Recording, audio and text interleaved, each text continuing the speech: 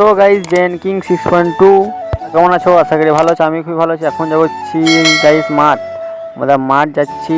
তো গাইস সামনে আমাদের মাঠটাও সামনে, চলো দেখতে থাকো, সাথে থাকো। দেবে এখন পেরেছি দামি রাস্তা গাইস।